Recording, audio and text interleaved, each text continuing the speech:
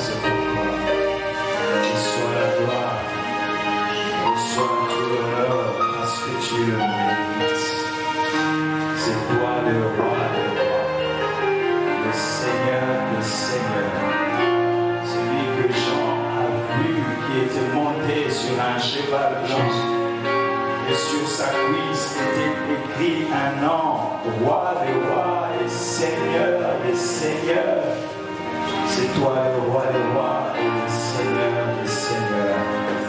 Le Seigneur de nos vies, le Dieu puissant qui est venu vivre avec les hommes. Dans toute sa puissance et toute sa gloire, il a accepté de s'humilier, il a accepté de se rabaisser au niveau des hommes afin de racheter les hommes de toute nation et de tout peuple. Merci Seigneur. Osamo konzi abakonzi. Topesio merci. Tozongisi matondi nyonso epana yo. Yonde mokonzi abakonzi. Mozalisi ya likolo pe na se. Biloko nyonso ekelama kati na yo pe po na yo. Yondo zalisa nyonso pe o nyonso ezomonana esimbami na maboko na yo.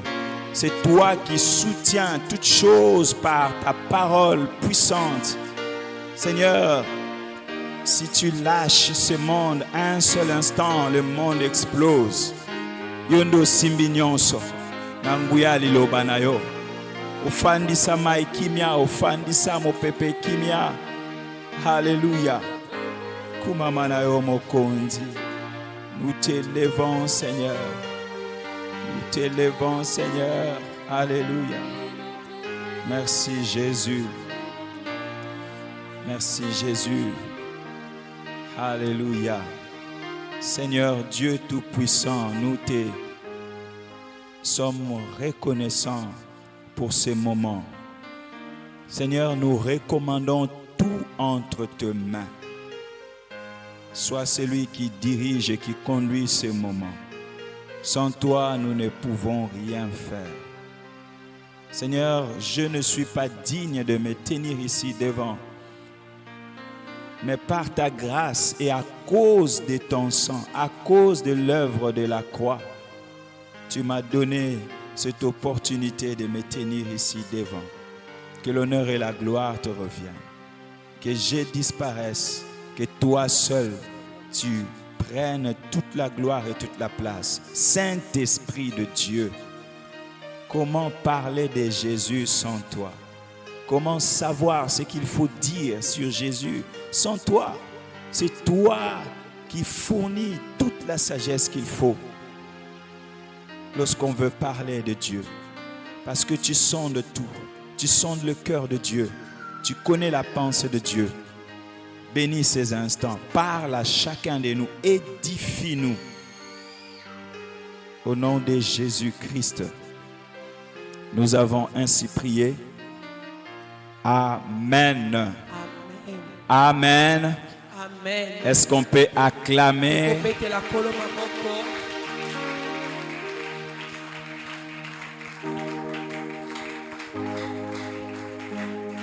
Gloire à Dieu. Amen. J'aimerais qu'on fasse encore un autre exercice. J'aimerais que nous puissions nous lever et qu'on acclame Jésus. Qu'on acclame Jésus.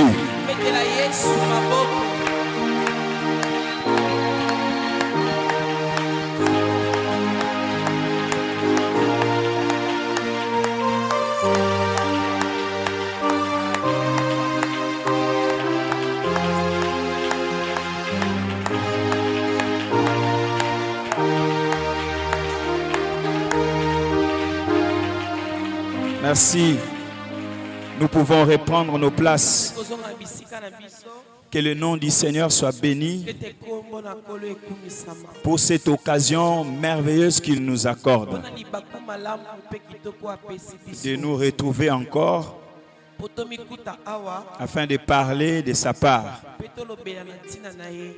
Et je remercie énormément le pasteur pour cette opportunité qu'il me donne encore de pouvoir parler ici devant et surtout de pouvoir parler de Jésus.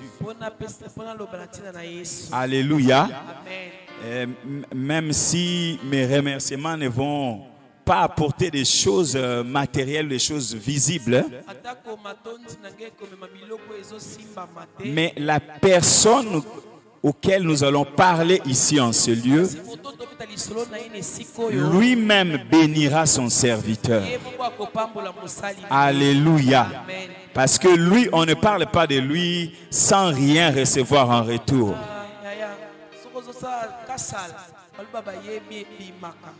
Ce n'est pas un patron égoïste. Alléluia. Lorsque tu cites son nom, il y a toujours des effets. Et lorsque quelqu'un permet que cette personne-là, que c'est Jésus, entre dans sa maison,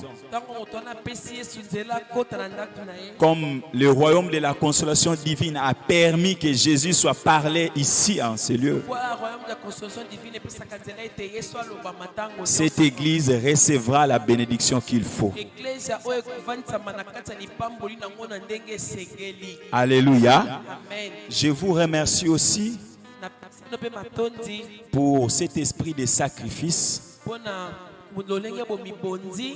Je sais que ce n'est pas facile.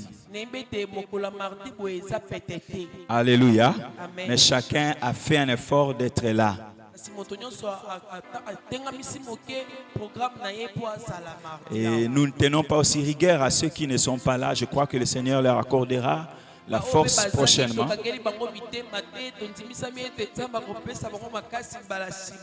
d'être là.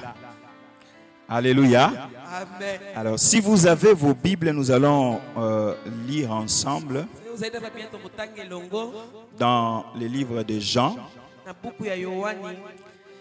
chapitre 5, à partir du verset 33. Jean 5, 33 à 40.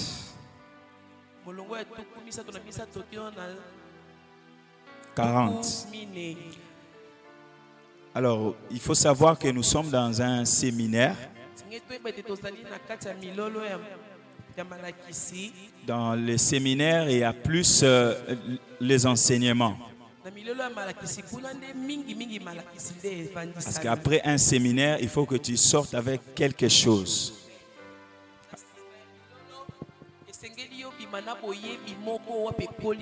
Il faut que tu apprennes quelque chose. Ainsi, lorsque nous parlons d'un thème, dans un séminaire, on peut toucher plusieurs textes à la fois. Parce qu'une doctrine ne peut pas se fonder sur un seul texte ou un seul verset. Une doctrine est fondée sur un ensemble de vérités et de textes.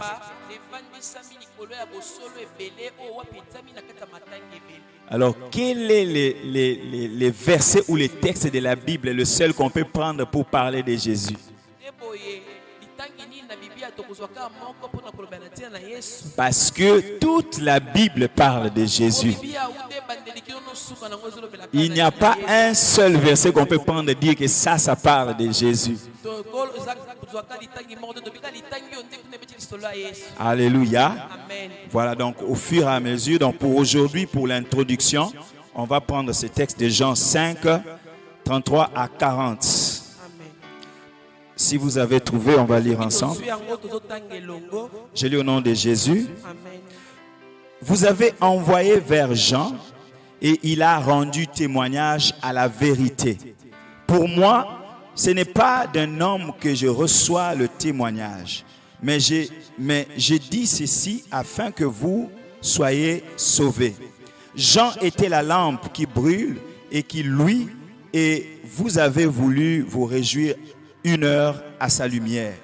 Moi, j'ai un témoignage plus grand que celui de Jean, car les œuvres que le Père m'a donné d'accomplir, ces œuvres même que j'ai fait témoignent de moi, que c'est le Père qui m'a envoyé. Et le Père qui m'a envoyé a rendu lui-même témoignage de moi. Vous n'avez jamais entendu sa voix, vous n'avez point vu sa face, et sa parole ne demeure point en vous, parce que vous ne le croyez pas. Vous ne croyez pas à celui qui l'a envoyé. Verset 39, suivez bien. Vous sondez les Écritures parce que vous pensez avoir en elles la vie éternelle. Ce sont elles qui rendent témoignage de moi. Et vous ne voulez pas venir à moi pour avoir la vie. Alléluia. Vous avez vu au verset 39, Jésus dire, ce sont les Écritures qui rendent témoignage de moi. Alléluia. Ce sont les Écritures qui parlent de moi. Vous sondez les Écritures parlent de moi. On s'assoit, on n'acclame pas d'abord. Je vais lire un dernier texte ensuite.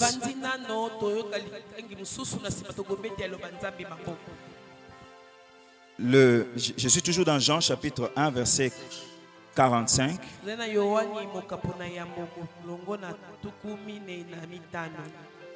Jean chapitre 1 verset 45.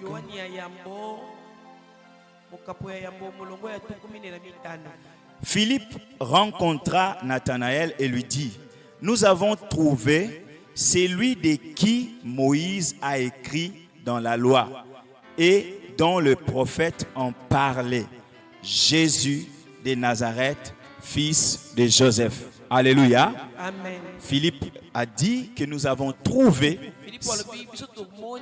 celui de qui Moïse a parlé dans la loi et celui dont le prophète en parlait. Et il a cité son nom. Il dit Jésus de Nazareth, fils de Joseph.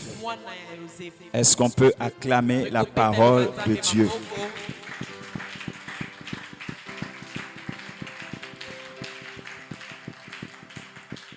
C'est la parole du Seigneur. Je la reçois. Gloire à Dieu. Amen. Alors, le thème de notre séminaire, comme nous le savons, est intitulé La personne de Jésus. La personne de Jésus. Alléluia. Amen.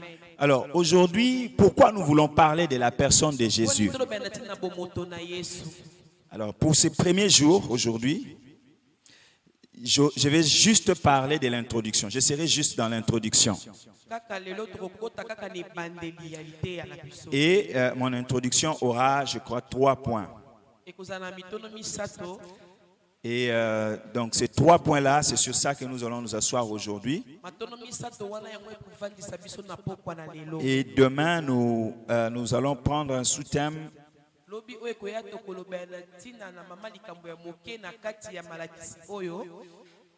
intitulé La position de Jésus-Christ dans la Bible. Mais aujourd'hui, nous allons introduire notre séminaire. Alors, aujourd'hui, il existe beaucoup de subtilités qui entrent dans l'Église et qui consistent à élever un niveau, donc une certaine catégorie de choses dans l'Église. Et dans des messages que nous entendons dans les églises aujourd'hui, et nous les voyons dans des séquences de vidéos que les gens publient, les gens choisissent des meilleures parties de leur prédication et ils publient ça dans des vidéos. Et les gens parlent de beaucoup de thèmes, beaucoup de choses. Et ces choses-là réjouissent même parfois le peuple de Dieu dans l'église. Mais il y a un constat que j'ai fait sur ces choses-là. Je vois que de plus en plus, Jésus ou le nom de Jésus est de moins en moins publié par ces choses-là.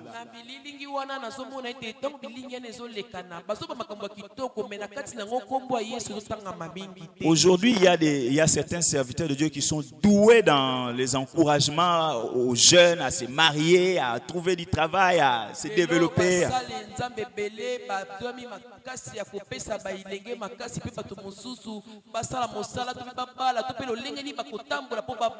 Et lorsque vous regardez des affiches dans les réseaux sociaux, et tu trouves beaucoup de thèmes extraordinaires. Mais le nom de Jésus est de moins en moins prêché dans l'église. Alléluia. Église, il est indispensable et impérieux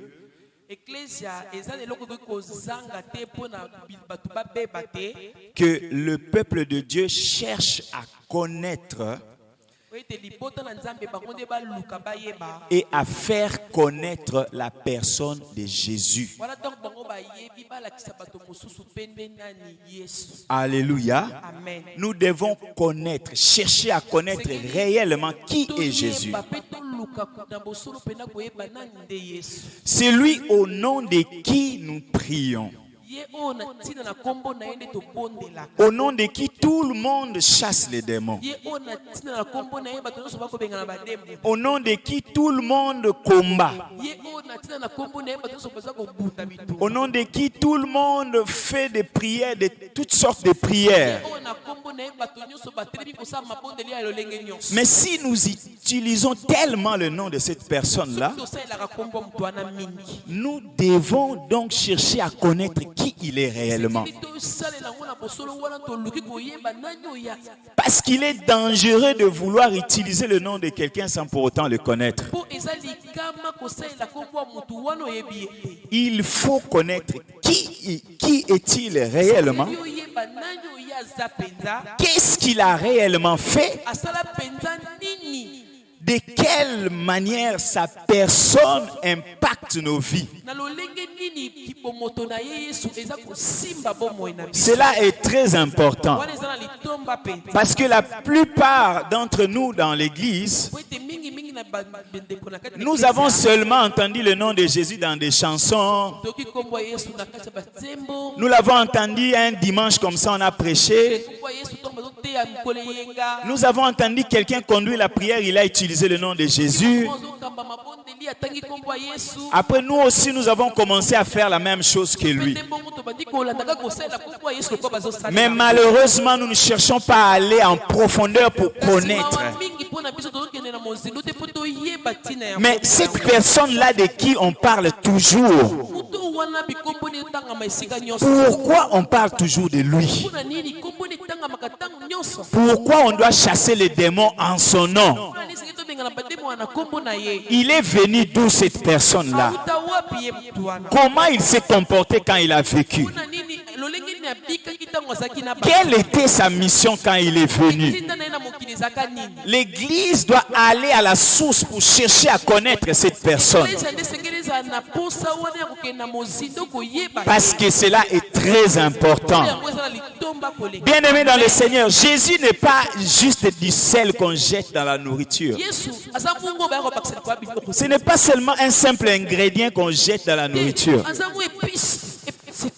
Je regarde dans les réseaux sociaux, il y a un cuisinier réputé, je ne sais pas dans quel pays, qui jette quand il fait la viande. Après, il prend comme ça, il jette. À Dubaï, hein? Je ne sais pas qu'est-ce qu'il jette dans la viande là. Il jette comme ça et puis il publie ça. Mais... Et puis les gens sont contents quand ils mangent ce qu'il fait. Aujourd'hui, il y a l'image de beaucoup de gens, beaucoup dans l'église qui prennent Jésus comme cet ingrédient-là. Dans des chansons, tu prends Jésus, tu jettes un peu dedans. Dans nos prédications, tu prends Jésus, tu jettes un peu dedans pour arranger un peu la prédication. Non, non, non, Jésus n'est pas une épice que nous jetons dans la prédication. Jésus est la base. Jésus est l'essence même de la prédication, l'essence même. Alléluia. Jésus doit être présenté comme le premier, la base, le fondement, la raison pour laquelle nous sommes là. Alléluia. Jésus est la pierre principale de l'angle. La pierre principale qui peut faire écrouler toute une maison. Quand on dit la pierre principale, ce n'est pas une pierre qu'on met là au-dessus, juste au-dessus. Non, non, c'est la pierre là qui soutient la maison. Que lorsque tu retires ça, la maison peut s'écrouler. Alléluia. Bien-aimé, parmi les 3 points, le premier point aujourd'hui, je vais parler de l'importance de ces séminaires. Pourquoi c'est important de parler de la personne de Jésus? Alléluia. Il y a 3 raisons majeures qui consacrent l'importance de ces séminaires. La première raison majeure de ces séminaires se fonde dans le livre de Matthieu, chapitre 16, verset 18. 18. Je crois qu'on l'a écrit quelque part ici.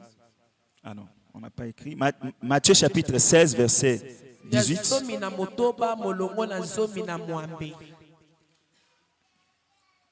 Là, Jésus est en train de dire: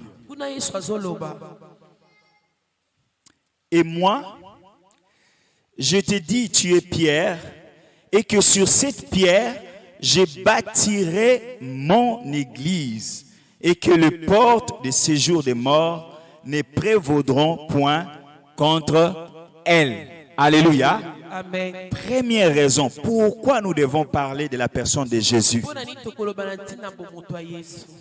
C'est important de parler parce que nous avons le devoir de parler de Jésus, de faire connaître plus Christ, car c'est lui le propriétaire de l'Église.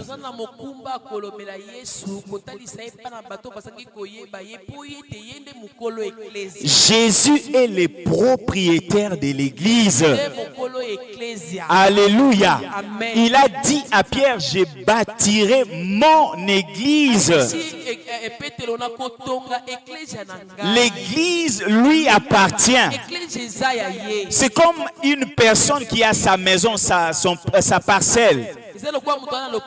Et sur les livrets parcellaires, il y a son nom parce qu'il est le propriétaire. Et Jésus est le propriétaire de l'Église. Puisqu'il est le propriétaire de l'Église, on doit parler du propriétaire dans sa propre propriété. Il a dit: je bâtirai mon Église. Bien-aimé, il faut avoir une idée de quelqu'un qui décide de bâtir quelque chose. Lorsque quelqu'un veut bâtir quelque chose, il conçoit avant tout un projet. Alléluia. Quand Jésus disait: je bâtirai mon église, cela veut dire qu'il avait formé un projet. Il a conçu un projet au-dedans de lui. Parce qu'il voulait réaliser quelque chose. Il savait qu'il y aura des personnes dans cette église-là. Et il a formé un projet autour de cette pensée-là. Et chacun de nous dans l'église, nous faisons partie du projet de Dieu. Amen. Et tel que tu es là, tu fais partie du projet de Dieu. Tu n'es pas venu dans cette église par hasard. Tu es venu dans cette église parce que quelqu'un un jour avait un projet dans sa tête. Et cette personne-là s'appelle Jésus. Il t'avait conçu dans son projet. Il a bâti son église à cause de toi. Parce que toi, tu fais partie de son projet. Alléluia. Voilà pourquoi nous devons parler de la personne de Jésus.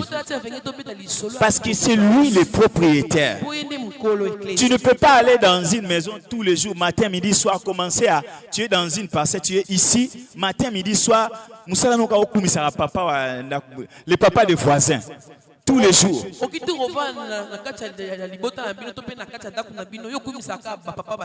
Alléluia.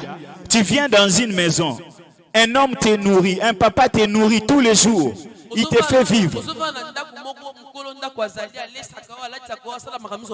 Tu vis dans sa maison. Mais s'il y a quelqu'un que tu veux honorer par tes paroles, tu parles d'autres personnes, tu parles d'autres choses, mais tu laisses le propriétaire de la maison. Alléluia. L'église doit prendre conscience aujourd'hui. Le thème de pousser les jeunes à se marier, ce n'est pas mauvais. Mais je pense que Jésus doit prendre 80-90% de nos messages. Et le reste prendre 10%. Alléluia. Parce que c'est lui le propriétaire. Nous devons parler de notre propriétaire. Alléluia. Et lorsque quelqu'un bâtit quelque chose, il met le moyen nécessaire pour que son projet réussisse. Alléluia. Il met l'intelligence qu'il faut pour que le projet réussisse. Il met l'argent qu'il faut pour que son projet réussisse. Il met les hommes qu'il faut, les ingénieurs qu'il faut pour que son projet réussisse. Bien-aimé, tu n'as pas idée de ce que Jésus a investi pour ta vie. Puisque tu es le projet de Jésus, il a tout investi dans ta vie. Il a mis l'argent qu'il faut. Il a mis le moyen qu'il faut. Il faut que toi tu réussisses, parce que celui qui a investi, ce n'est pas n'importe qui. C'est Jésus. Il a mis les hommes qu'il faut. Il a mis les anges qu'il faut. Ah, pour toi, pour son projet que tu es. Alléluia.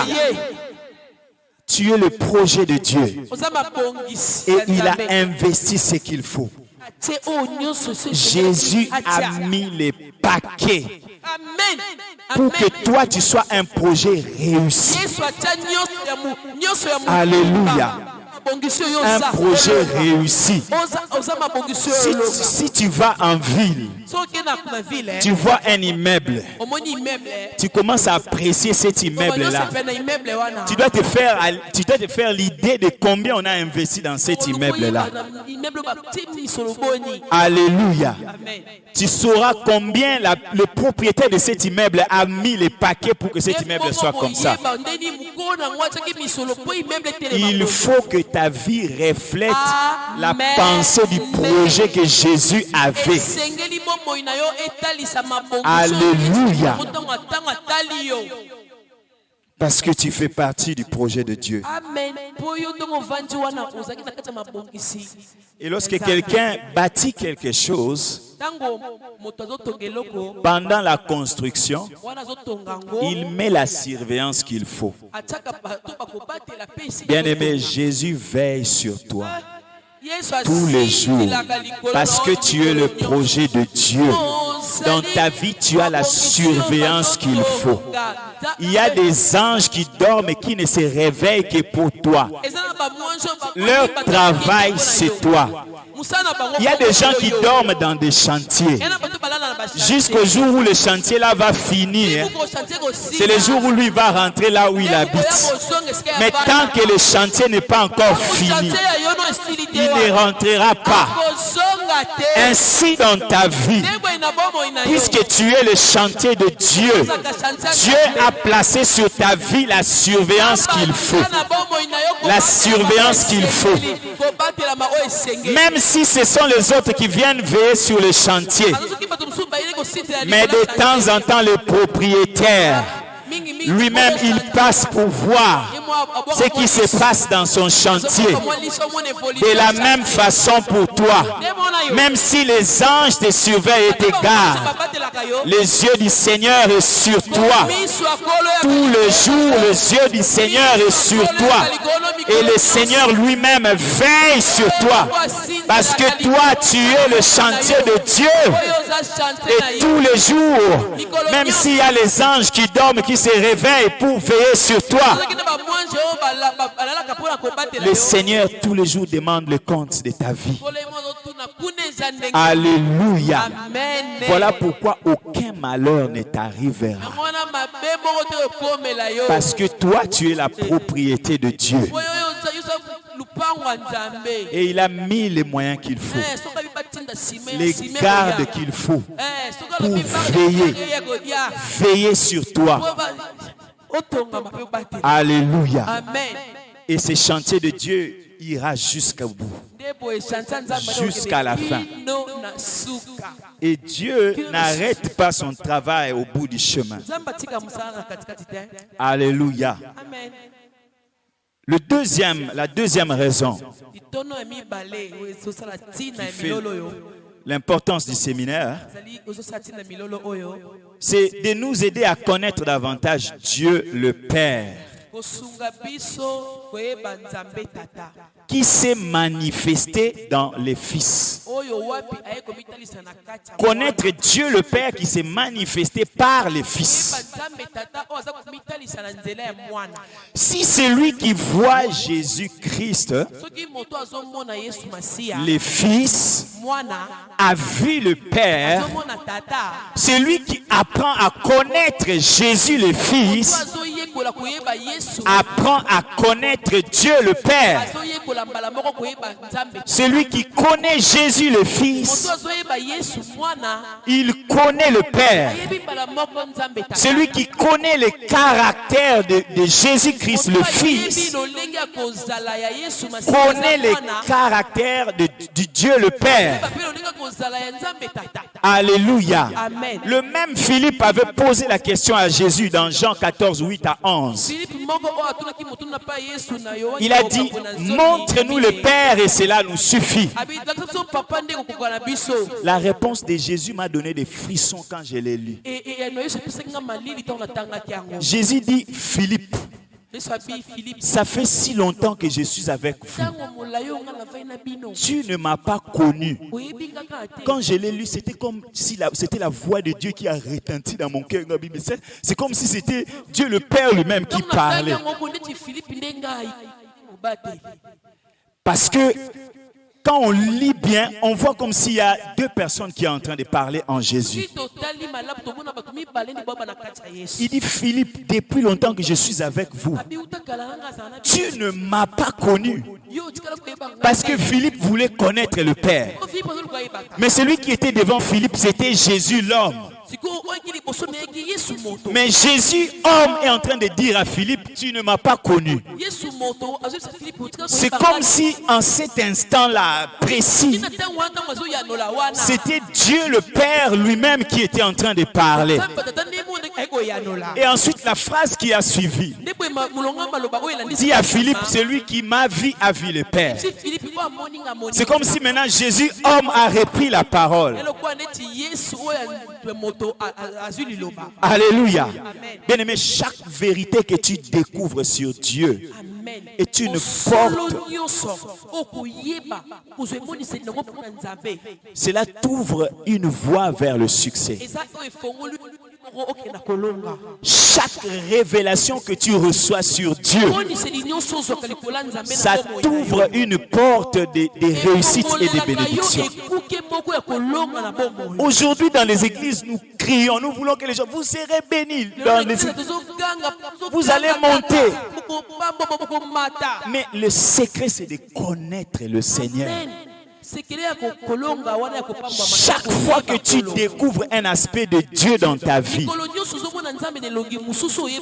sache que c'est un aspect de la victoire qui s'ouvre dans ta vie.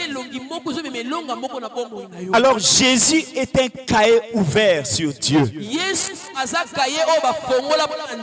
Alléluia.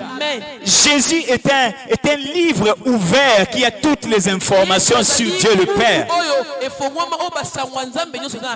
Jésus est une source de révélation sur ce que Dieu le Père est. Jésus est un doc que tu peux tricher à l'interrogation pour connaître les réponses sur Dieu.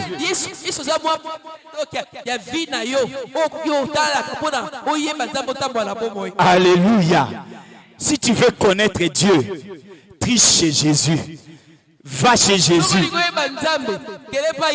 Alléluia. Bien-aimé, il n'y a pas une différence entre ce Jésus-là qui a vécu et Dieu le Père qui a créé le monde. Parfois, quand nous prêchons, des fois, quand les gens parlent, ils disent, oh non, c'est que Jésus est venu nous montrer. C'est ça la vérité sur Dieu. Il n'y a pas une autre vérité sur Dieu. Alléluia. La vérité sur Dieu, c'est ça que Jésus nous a apporté. Alléluia. Voilà pourquoi nous devons nous investir à chercher à connaître Dieu. Et si tu réussis l'examen de connaître Dieu, tu réussis l'examen de toute ta vie. C'est parfois certaines obscurités de ta vie se trouvent seulement dans la révélation que tu dois avoir chez Dieu. Plus tu connais Dieu, plus tu te connais toi-même. Mais la parole même l'accuse. Il a dit, faisons l'homme à notre image et à notre ressemblance. Si tu ne sais pas te découvrir qui tu es réellement, ta ressemblance se trouve auprès de Dieu. Cherche à connaître Dieu. Cherche Dieu. Tu vas te découvrir qui tu es toi-même. Alléluia. À chaque fois que tu t'approches de Dieu, il y a une réponse que tu reçois de ta vie. Parce que tout ce qui te concerne se cache en Dieu. Tout ce qu'il faut pour ta vie se trouve en Dieu. Alléluia.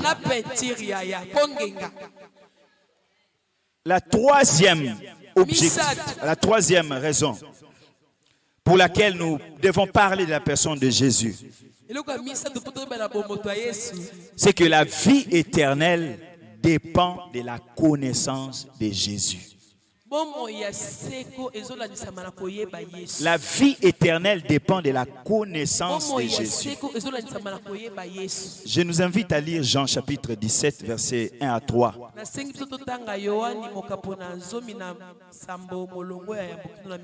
La Bible dit ceci. Après avoir ainsi parlé, Jésus levant les yeux au ciel et dit, Père, l'heure est venue, glorifie ton Fils afin que ton Fils te glorifie. Verset 2.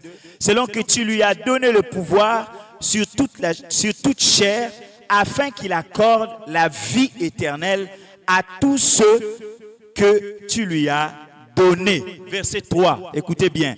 Or, la vie éternelle, c'est qu'ils te connaissent, toi, le seul vrai Dieu, et celui que tu as envoyé, Jésus-Christ. Alléluia. La seule fois que Jésus-Christ a cité son propre nom dans la Bible, c'est dans ces versets, verset 3.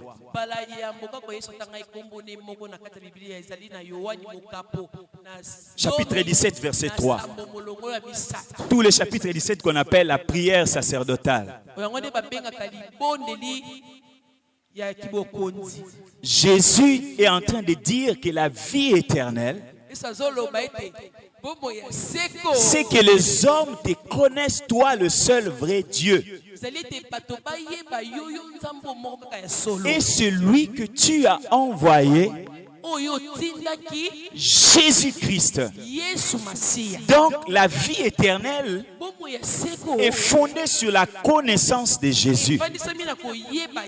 La vie éternelle n'est pas quelque chose que nous hériterons seulement au ciel.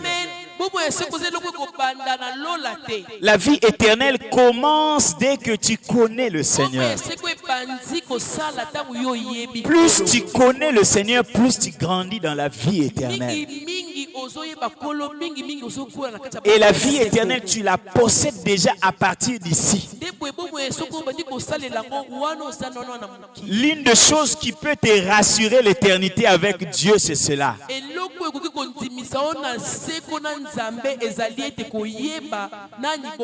C'est que tu n'es pas en train d'attendre une vie éternelle qui va venir.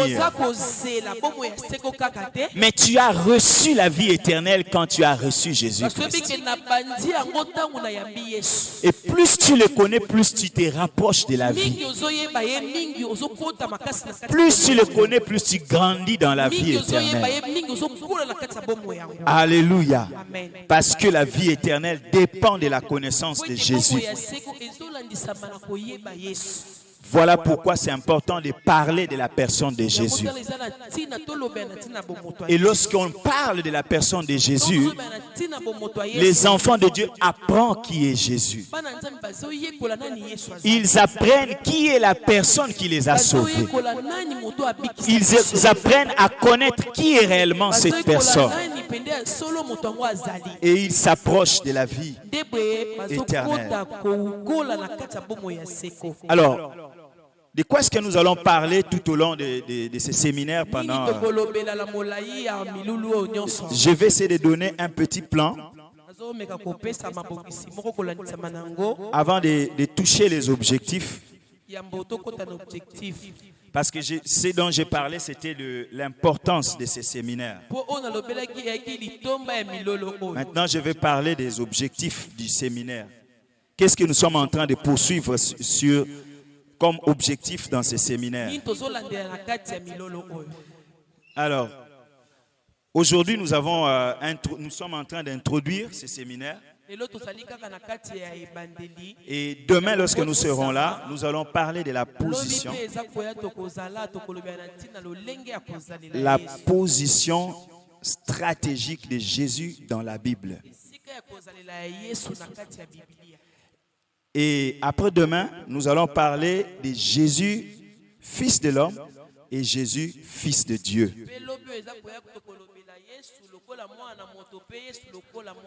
Et dans la position de Jésus dans la Bible, nous allons essayer de voir quelle est la position que Jésus occupe dans la Bible, dans la parole de Dieu.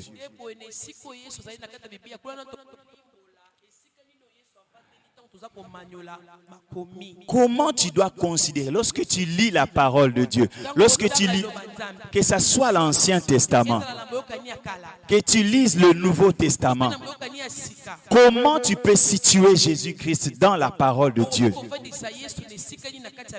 Alléluia. Comment tu peux situer, comment tu peux retrouver Christ dans la parole de Dieu? Quels que soient les livres que tu lis. Parce que Jésus a dit ici que les Écritures parlent de lui. Cela veut dire que de Genèse à Apocalypse, on parle de Jésus. C'est pourquoi c'est important qu'on nous enseigne sur la position stratégique de Jésus dans la Bible.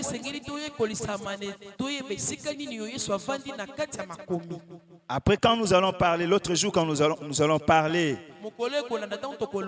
Jésus, fils de l'homme, et Jésus, fils de Dieu, nous allons parler des vérités bibliques sur l'humanité de Jésus, Jésus en tant qu'humain,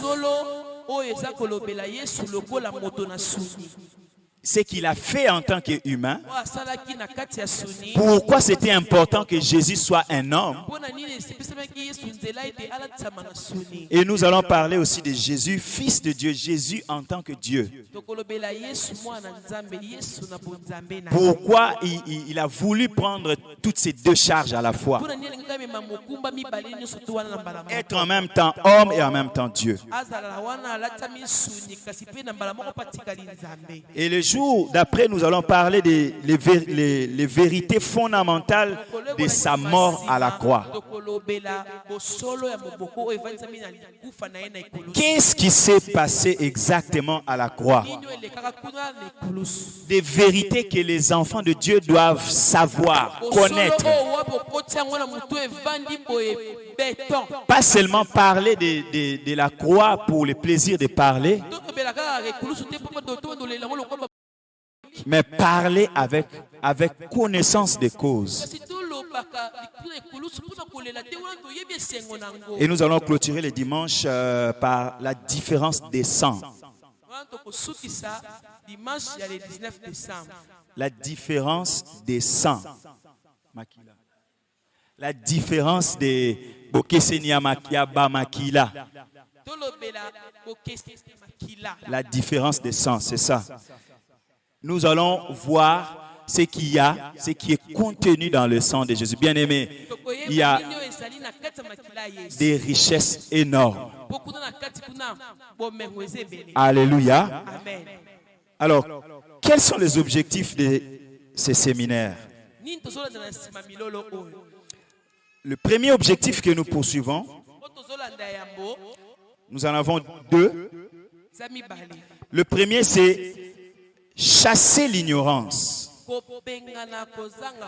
ainsi que la mauvaise compréhension qui existe dans les églises en général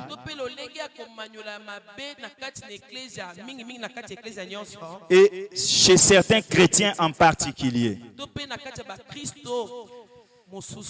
Parce que cette ignorance les empêche de vivre une intimité réelle avec.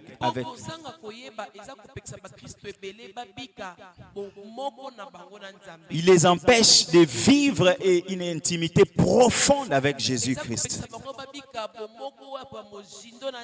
Les gens viennent à l'église, ils citent le nom de Jésus, ils chantent Jésus, ils prient Jésus,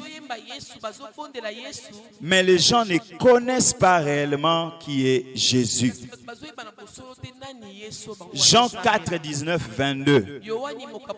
Jésus dit à la femme samaritaine,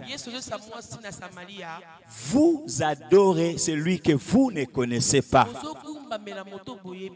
Mais nous adorons celui que nous connaissons. Alléluia. Dans l'historique de cette femme samaritaine, la façon dont on a élevé cette femme, ce qu'on l'a appris dans sa famille, qu'il fallait adorer un Dieu. Et il fallait adorer quelque part. Nous voyons que cette femme est en train de dire à Jésus, nos pères ont adoré sur cette montagne.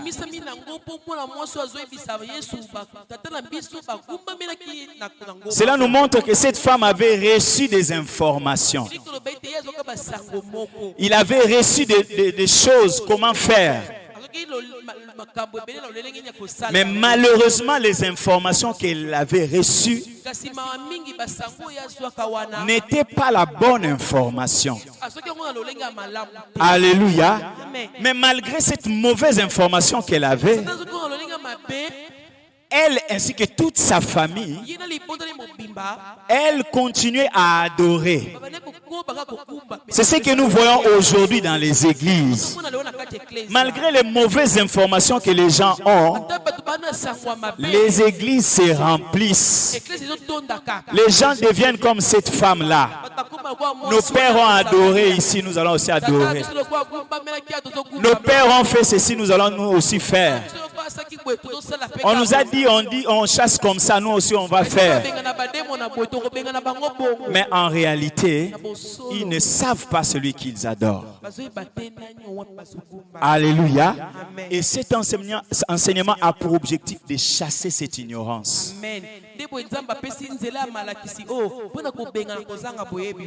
En chassant cette ignorance, que nous puissions installer la bonne information afin que l'adoration soit la meilleure adoration. Alléluia. Et que l'intimité soit la bonne intimité. Et la Bible nous dit que Jean, l'apôtre Jean, était celui qui mettait sa tête sur la poitrine, sur la poitrine de Jésus. Alléluia. Jean ne mettait pas sa tête sur la poitrine de Jésus par hasard. Jean mettait sa tête sur la poitrine de Jésus parce qu'il connaissait qui était Jésus. Il y avait une intimité réelle et vraie. Jésus n'était pas un étranger pour Jean. Dieu était devenu étranger pour la femme samaritaine et sa famille. Parce qu'ils adoraient quelqu'un avec qui ils n'étaient pas à l'intimité. Ils adoraient les informations qu'ils avaient reçues. Mais Jean adorait la personne vivante de Jésus. Il adorait le vrai Dieu qui était réellement avec eux. Alléluia. Bien-aimé, il faut que tu apprennes à mettre ta tête sur la poitrine de Jésus. Il faut que ton intimité soit une intimité réelle. Que ce ne soit pas une intimité de modérateur. Le modérateur a tellement crié. Et toi, tu as eu pitié du modérateur. Tu as dit, bon, je vais lui donner une intimité. Tu fermes les yeux, tu élèves ta main. Tu dis, je vais seulement le consoler. Alléluia. Mais il faut que ton intimité soit quelque chose de profond. Et différente des autres à cause de la connaissance que tu as de celui que tu adores. Amen. Alléluia. Deuxième objectif, c'est aider le peuple de Dieu à recevoir la plénitude de Dieu et vivre la gloire du Fils unique venu du Père. Alléluia.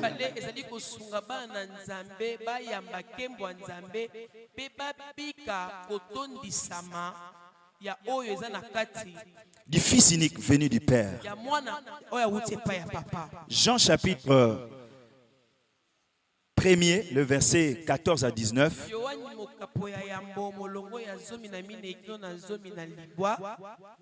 La Bible dit ceci. Ça, c'est Jean qui est en train de parler. Et la parole a été faite chair, et elle a habité parmi nous, pleine de grâce et de vérité. Et nous avons contemplé sa gloire, une gloire comme la gloire du Fils unique venu du Père. Jean lui a rendu ce témoignage et s'est écrié, c'est celui dont j'ai dit, celui qui vient après moi m'a précédé, car il était avant moi. Verset 16, et nous avons tous reçu de sa plénitude et grâce pour grâce, car la loi a été donnée par Moïse, la grâce et la vérité sont venues par Jésus-Christ. Le verset 18, personne n'a vu Dieu, le Fils unique qui est dans le sein du Père et celui qui l'a fait connaître. Alléluia. Le deuxième objectif, j'ai dit que Il faut que cet enseignement puisse aider le peuple de Dieu à recevoir la plénitude de Dieu. L'apôtre Jean dont je viens de parler, qui mettait sa tête sur la poitrine de Jésus, c'est lui qui est en train de parler ici. C'est lui qui est en train de parler. Il a dit que nous avons tous reçu de sa plénitude. Et nous avons contemplé sa gloire comme la gloire d'un fils unique venu du Père.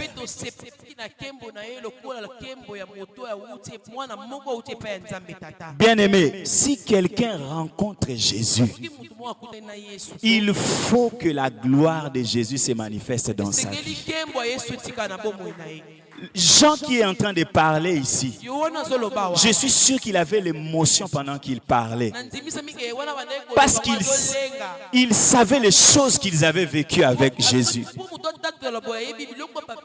Il dit, nous avons contemplé sa gloire. Contempler veut dire nous avons vu, nous avons regardé, nous avons vu. Lorsque tu es avec Jésus, il y a tout avec toi. Ces gens-là ont eu le privilège de vivre avec Jésus. L'apôtre Jean le déclare parce qu'il était témoin de cette gloire-là. Ce n'est pas une gloire qu'on rencontre aux gens. Ce n'est pas une histoire qu'on l'a racontée. Mais ce sont des choses que lui-même a vécues. Et le but de Dieu est que tout celui qui rencontre Jésus vive la gloire de Jésus. Il est impossible que tu rencontres réellement Jésus, que tu ne reçoives pas la plénitude de Jésus. Jean a dit, nous avons tous reçu de sa plénitude. Comme pour dire, personne n'avait rien reçu. Tout le monde a reçu de sa plénitude. Les gens qui marchaient avec Jésus, ils ont vu les malades être guéris devant leurs yeux. Ils ont vu les pains et les poissons se multiplier devant eux. Ils ont vu les morts ressusciter devant eux. La personne qui est en train de parler ici, ils ont vu des aveugles voir devant eux. Ils ont vu le vent obéir à la voix d'une personne. C'est pourquoi il est en train de dire, nous avons tous reçu de sa plénitude. Nous avons contemplé sa gloire. Bien-aimé, je prie que le Seigneur te fasse contempler sa gloire. Dans ta vie, il y a des choses qui doivent rencontrer la gloire de Dieu. C'est impossible que tu sois avec Jésus, qu'il ne fasse pas quelques démonstrations dans ta vie. C'est impossible que quelqu'un vive côte à côte avec Jésus, comme Pierre, que sa belle-mère ne soit pas guérie. C'est impossible que tu sois avec Jésus, comme Pierre, que tu partes à la pêche, tu ne pêches rien. Que tu fasses une affaire, mais que cela ne te rapporte rien. C'est impossible que tu marches avec Jésus, que tu ne sois pas excellent dans ce que tu fais. Parce que Jésus est celui qui dégage la gloire. Ce n'est pas ta gloire à toi, c'est sa gloire à lui. Toi, ton problème, c'est d'être avec lui. C'est de le connaître. Apprends à le connaître. Découvre aussi qu'il y a en lui la gloire. Découvre que c'est lui la source de gloire. Et cette gloire-là affectera ta vie. Affectera le domaine de ta vie. Affectera le domaine de ta vie. Voilà pourquoi lorsque tu pries, tu dois dire, Jésus, que ta gloire affecte ma vie. Cette gloire-là n'est pas simplement la lumière qui lui, mais c'est les effets dans ta vie. les effets qui touchent des choses et des domaines particuliers de ta vie. C'est de cette gloire-là dont Jean était en train de parler. Bien sûr que Jean a vu la gloire de Jésus sur la montagne. Mais en dehors de cette gloire-là que Jésus avait brillé devant lui, il y avait aussi la gloire des résurrections. Il avait aussi la gloire des multiplications. Que la gloire des multiplications suive ta vie à cause de Jésus. Tu marches avec celui qui multiplie. Tu marches avec celui qui multiplie. Lorsque Dieu avait créé le monde, il a donné une instruction. Il a dit multipliez et remplissez la terre. La première personne a cité un signe d'opération. C'était Dieu lui-même. Il a parlé de la multiplication en premier. Avant même que les mathématiciens prennent la multiplication et commencent à l'utiliser. Dieu était le premier à l'utiliser. Voilà pourquoi Jésus, lorsqu'il est venu, il a pris ces signes de multiplication. Il avait ça dans son corps, les signes de multiplication. C'est pourquoi tout ce qu'il touchait dans ses mains ne pouvait que se multiplier. Ne pouvait que se multiplier. Ah, avec Jésus, tout se multiplie. Je ne sais pas combien tu as. Tu as 0. Ton 0 fois Jésus ne donne pas 0. Ton 0 fois Jésus se multiplie. Parce qu'en Jésus, il y a la propriété de la multiplication. Alléluia. Et plus que tu vis avec lui, il faut que tu contemples cette gloire. C'est l'un des objectifs de ces séminaires. Que tu connaisses qui est Jésus. Et que chaque jour de ta vie commence à refléter et à manifester sa gloire. Et chaque domaine de ta vie commence à vivre et à manifester la gloire de Jésus. Alléluia. Parce que Dieu t'a appelé à cela. Voilà pourquoi, Église du Seigneur, il est important que nous puissions apprendre à connaître qui est Jésus. Alléluia. Avant de connaître tout, avant que l'Église connaisse tout, l'Église doit d'abord être assise sur Jésus.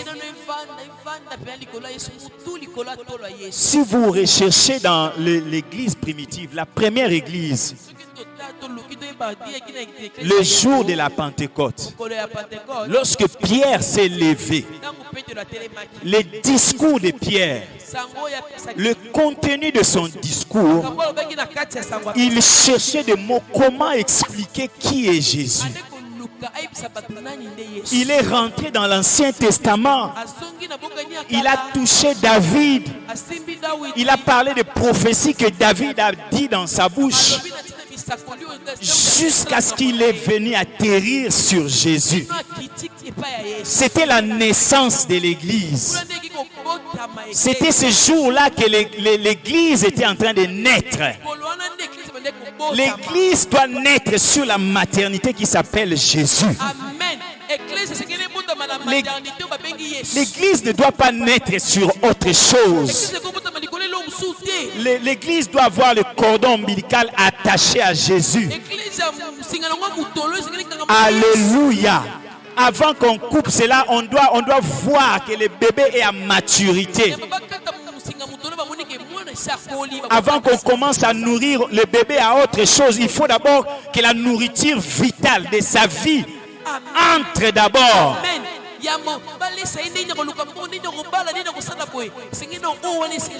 Et la nourriture vitale de l'Église, c'est de connaître Jésus. Tu achèteras des immeubles si tu ne connais pas confortablement Jésus, ce n'est rien. Bats-toi à connaître d'abord Jésus. Tu seras riche, c'est sûr. Dieu te bénira. Mais ça sera malheureux pour toi de ne pas connaître la gloire de Jésus. Alléluia. Voilà pourquoi une église doit d'abord être assise sur Jésus. Avant de passer à autre chose, il faut que nous soyons sûrs que Jésus est bien assis. Alléluia. Et lorsque Pierre était en train d'atterrir, il a dit, c'est Jésus que vous avez crucifié. Sachez aujourd'hui que Dieu a fait de lui Seigneur. Et il a dit, il n'y a de salut en aucun autre nom. Il n'y a sous le soleil aucun autre nom qui a été donné parmi les hommes par lesquels vous devriez être sauvés. Si ce n'est le nom de Jésus, la Bible dit, ces hommes eurent le cœur vivement touché. Ils ont dit à Pierre, homme frère, qu'est-ce que nous devons faire? Il a dit, répentez-vous. Alléluia. Afin qu'il vienne chez vous des temps de rafraîchissement. Jésus précède la bénédiction. Jésus précède l'élévation. Avant que le rafraîchissement vienne dans ta vie, la clarté de Jésus doit d'abord s'établir. Alléluia. Tu dois apprendre à connaître clairement Jésus. Ensuite viendra le temps de rafraîchissement. Église, le royaume de la consolation divine. Soyons une église assise sur le roc qui est Jésus. C'est lui le propriétaire. Alléluia. Soyons assis. Si nous sommes assis sur Jésus, nous serons des bons chrétiens. Nous serons des bons enfants de Dieu.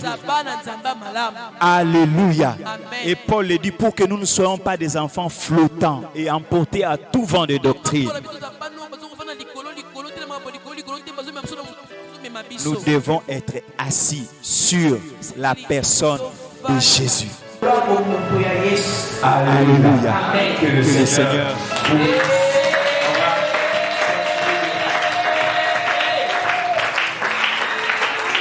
Nous allons continuer demain. Mais ce soir, j'aimerais que nous puissions nous lever quelques minutes pour prier. Demain, nous allons parler de la position stratégique de Jésus dans la Bible. Mais j'aimerais que tu puisses prier le Seigneur. Il dit dans sa parole, voici je me tiens à la porte et je frappe.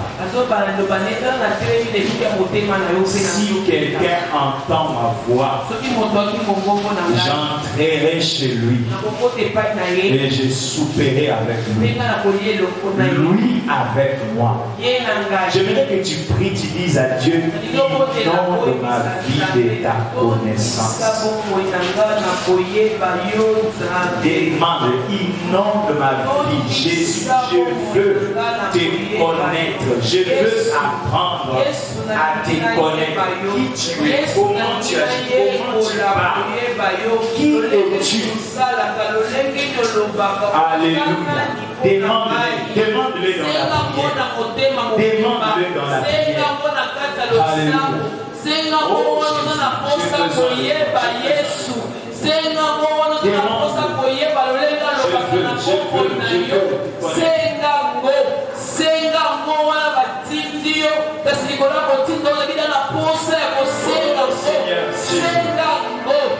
je veux, Seigneur, que tu... Oh, je veux que tu inondes ma vie de ta connaissance. Bien-aimé, que ta vie soit constituée de la connaissance de Jésus.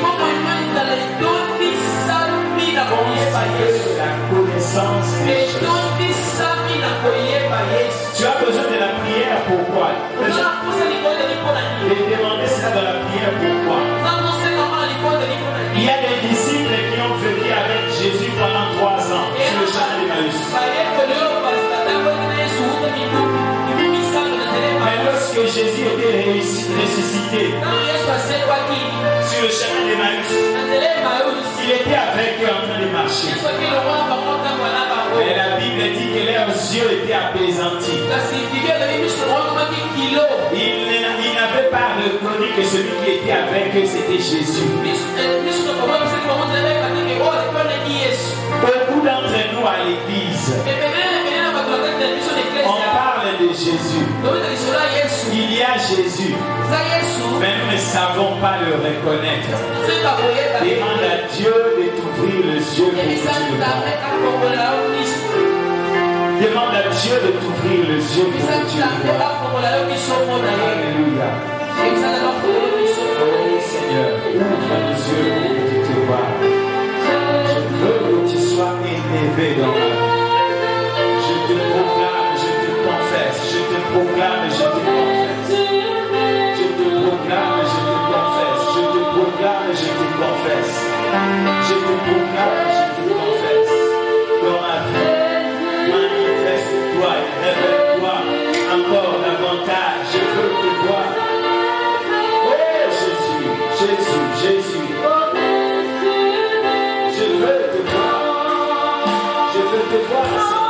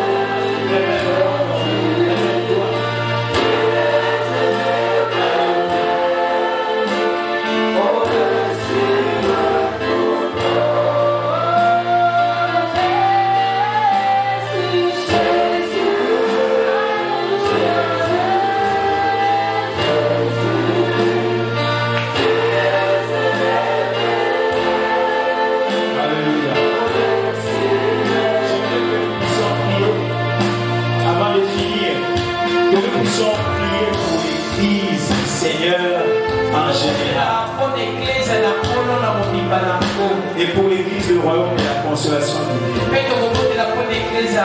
Que le Seigneur nous maintienne en lui. Et la subtilité que l'ennemi veut faire entrer dans l'église aujourd'hui. Faire croire aux gens que les messages sur Jésus ils sont dépassés. Nous allons nous opposer à la subtilité de l'ennemi. Imposer le règne de Jésus dans l'église. Élève ta foi, prie pour l'église. Dans le nom de Jésus. Dans le nom de Jésus. Nous recommandons l'église entre eux.